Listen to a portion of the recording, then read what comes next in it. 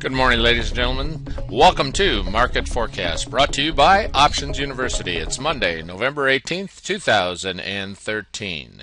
Access to this video is for informational and educational purposes only. Nothing contained in this video, website, or promotional material constitutes a promotion, recommendation, solicitation, or offer of any particular investment, security, or transaction.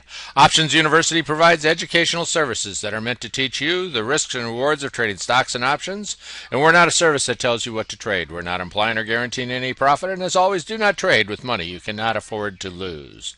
With that thought in mind, let's take a look at the week that was and see exactly what happened to our favorite indexes this week.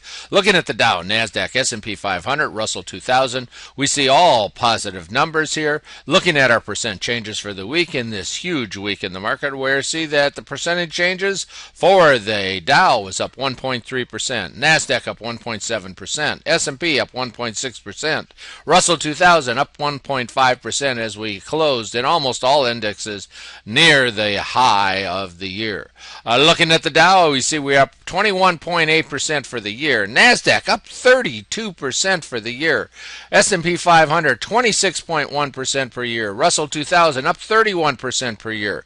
And our new Fed Chief Yellen says that looking at the PE cost of the market, we're not really looking at any balloon in the market here as it just keeps marching forward. Looking at the economic announcements for the week, what do we have coming for the week? Monday, housing market index at 10 o'clock. Looking at Tuesday, November 19th, not much happening, employment cost index at 8:30. Looking at Wednesday, we see we have a bit more information as we're looking at the CPI. We're looking at retail sales at 8:30. And then at 10 o'clock, we then look at business inventories, existing home sales to see whether that problem that we have with housing has come to an end. FOMC minutes coming out at 2 o'clock, which probably won't do much to move the market, just a rehash of those things that have been said. And on Thursday, we're looking at jobless claims at 8:30, which come out weekly. We're looking at the PPI, a monthly report, the PMI.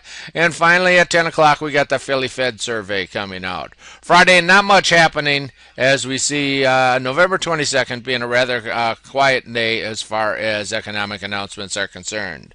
Last week, the big announcements that came out, the ones that really moved the market, the eyes were on Washington on Thursday as Yellen spoke before Congress talking about where the Fed would be heading under her leadership, how it would head that way, what the current feelings of the economy are, talking about some of the fragility of the current economy, growing but not growing with any great strength. No big thoughts on pulling the Fed support out from the market. As long as the Fed keeps supporting this market, you could see the stock market continuing up with this basically upward trend.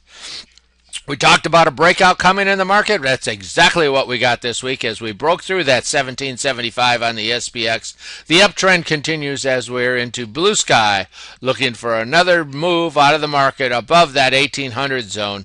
That whole number could give us a little bit of resistance this week, but there's no question that it seems that the market seems to just understand how to crash up.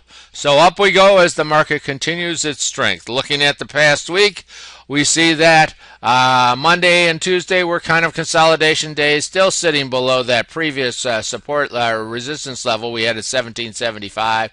And then Wednesday, anticipation of Yellen speaking, we saw that breakout and it continued on up as we got confirmation on Thursday and Friday of where we think the Fed is. And remember that old adage, do not fight the Fed, as you will lose. So the bullish market continues as we're headed for newer highs as we go on during this coming week.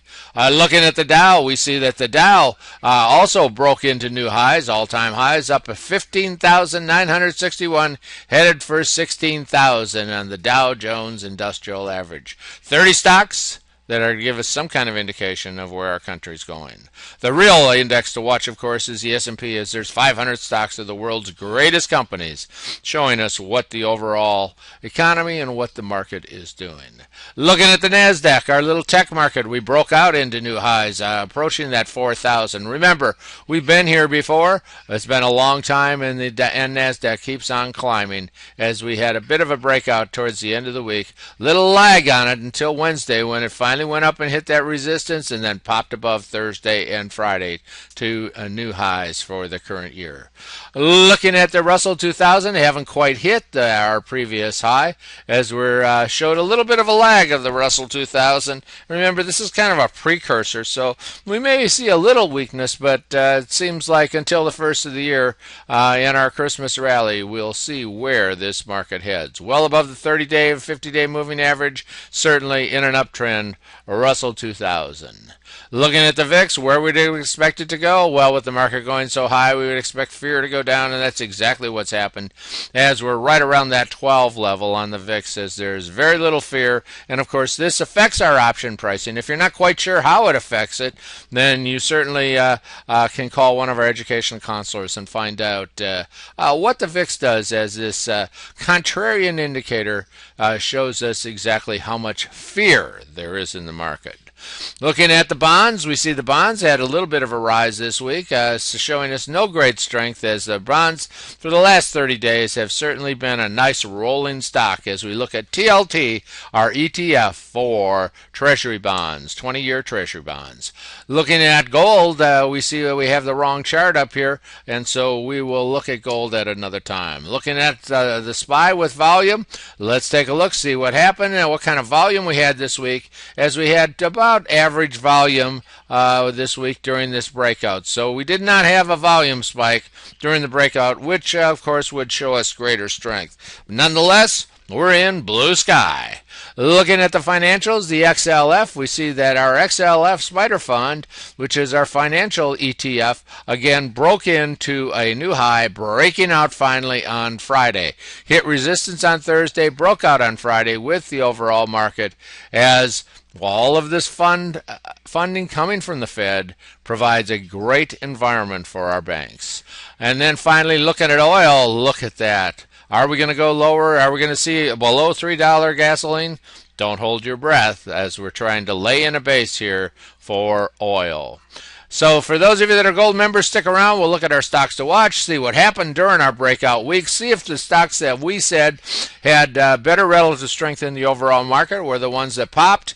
And so with that thought in mind, gold members, stick around. We'll take a look and see what happened last week, what we're expecting this week. And with that thought, for the rest of you, thank you for being here. This is Butch Shorak. This is Market Forecast. We'll be here next Monday.